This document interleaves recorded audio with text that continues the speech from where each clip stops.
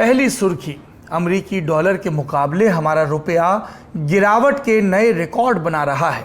गुरुवार 14 जुलाई को पहली बार एक डॉलर 80 रुपए के पार पहुंच गया। भारतीय रुपए के इतिहास का यह सबसे निचला स्तर है, ऑल टाइम लो। यह लगातार चौथा दिन है जब डॉलर के बरक्स रुपया इतनी कमजोर हालत में पहुंचा है। ऐसे में यह गिरावट कई मायनों में बड़ी है। रुपए की इस गति पर विपक्ष लगातार नरेंद्र मोदी सरकार को निशाने पर लिए हुए है। उनके पुराने बयान निकालकर वायरल किए जाते हैं, जब बतौर गुजरात के मुख्यमंत्री नरेंद्र मोदी रुपए गिरने को प्रधानमंत्री की साख गिरने से जोड़ते थे। ये बयान अब भाजपा नीति सरकार के लिए गले की फांस बन गए हैं।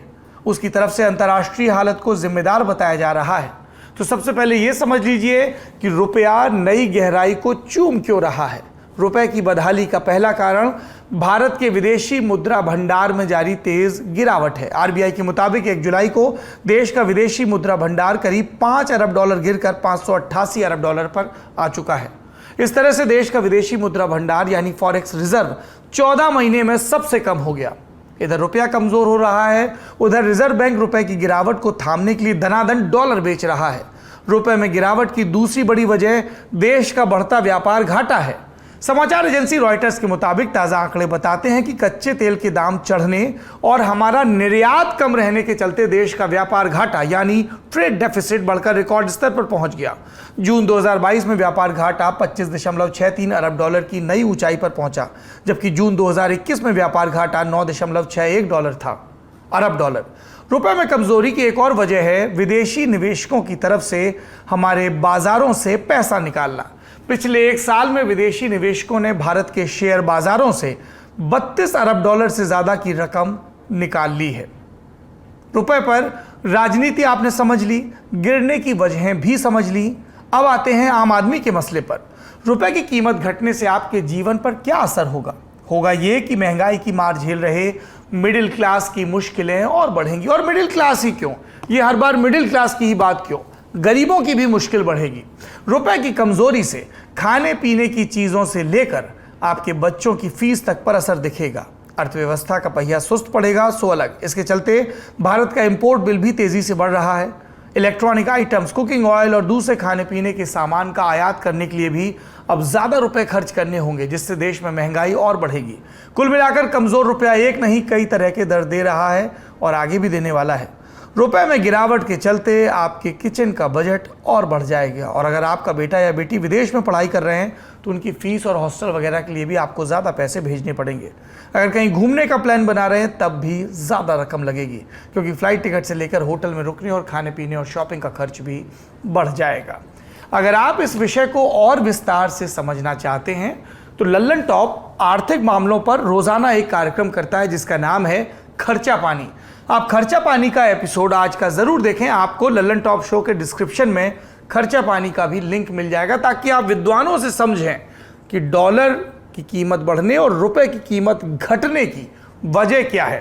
केंद्र सरकार और राज्य सरकार की कौन सी योजनाएं हैं जिनके चलते अर्थव्यवस्था की ये स्थिति है।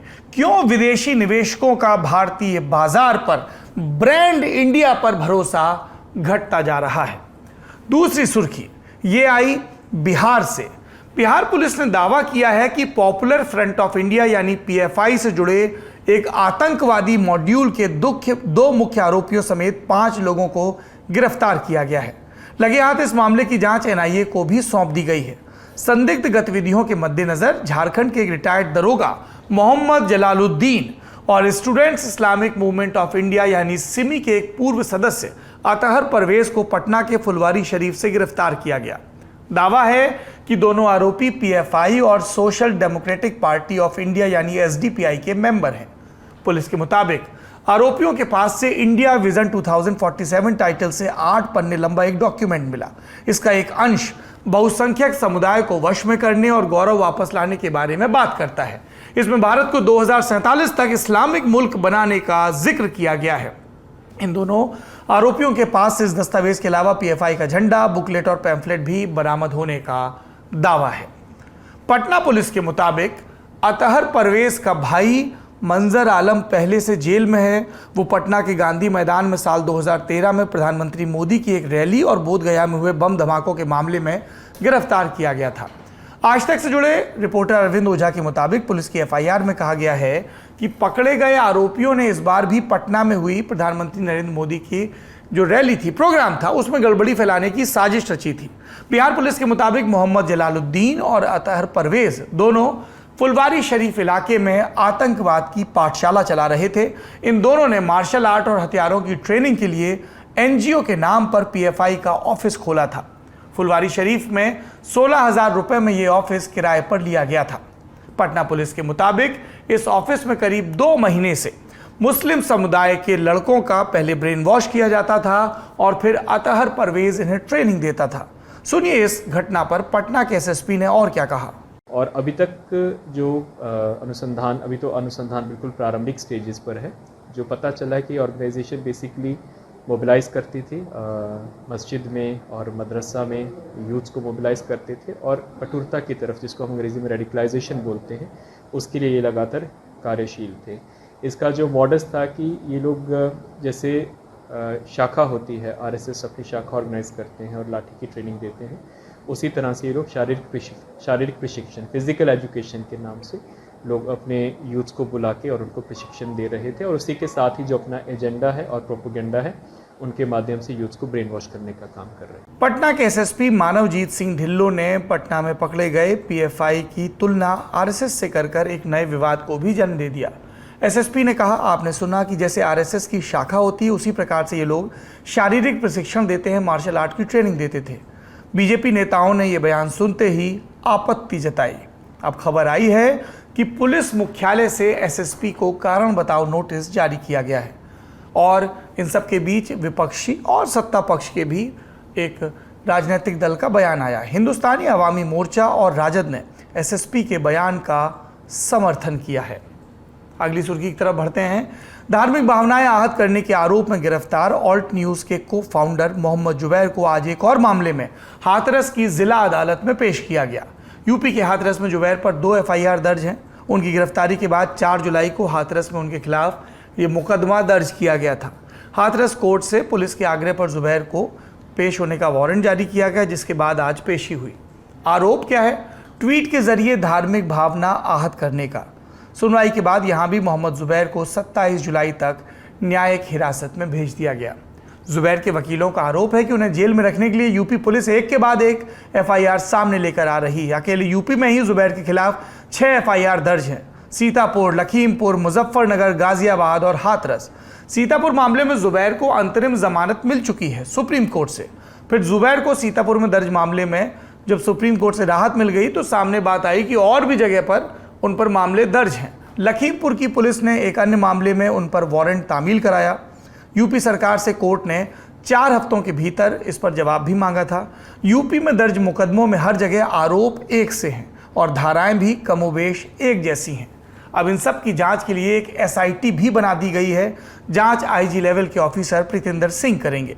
जुबैर के खिलाफ दर्ज सभी मुकदमों में 153A और 295A के तहत मामला दर्ज है।